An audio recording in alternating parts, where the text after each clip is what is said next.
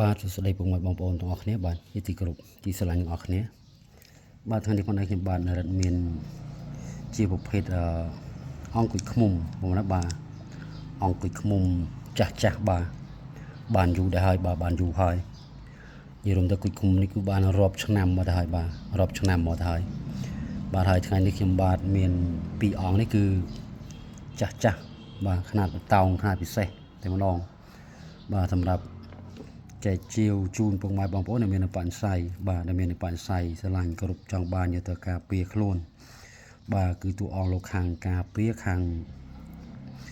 សឹកសង្គ្រាមនិងស្វិតគង់បាទគឺលោកប៉កែខាងការពារនឹងឯងចឹងហើយថ្ងៃនេះខ្ញុំបាទមានពេលទំនេរបន្តិចបាទមានពេលទំនេរបន្តិចចឹងហើយឆ្លៀតពេលបាទបង្ហាញកម្មដៃផងមកឆ្លៀតពេលថត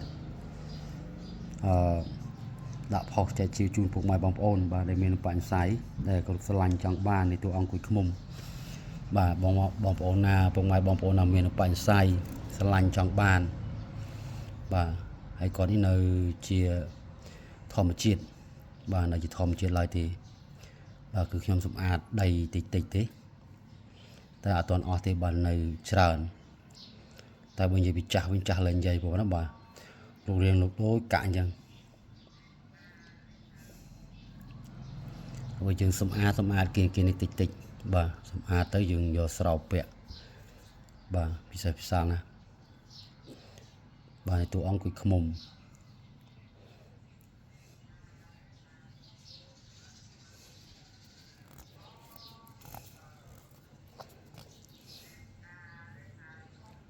សាច់ក្រហមបាទ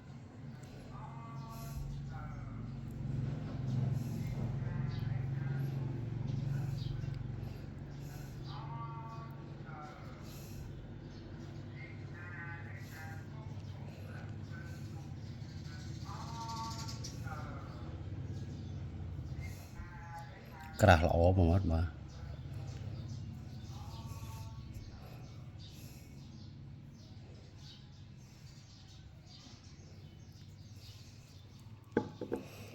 បាទហើយមួយអង្គទៀតរៀង18អញ្ចឹង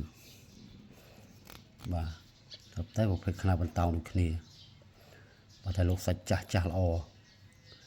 បាទខ្លឹមនេះគឺខ្លឹមលែងនិយាយនេះ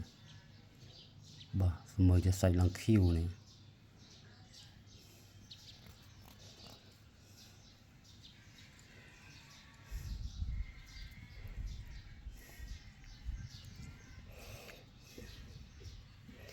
បាទហ្នឹងហើយអរគុណច្រើនពុកម៉ែបងប្អូនគ្នាបាទតែងតាមដានវីដេអូរបស់ខ្ញុំបាទហើយសារមួយរយៈនេះសារខ្ញុំរវល់ខ្លាំងពេកបាទដែលបានផយទេបងប្អូនណាបាទ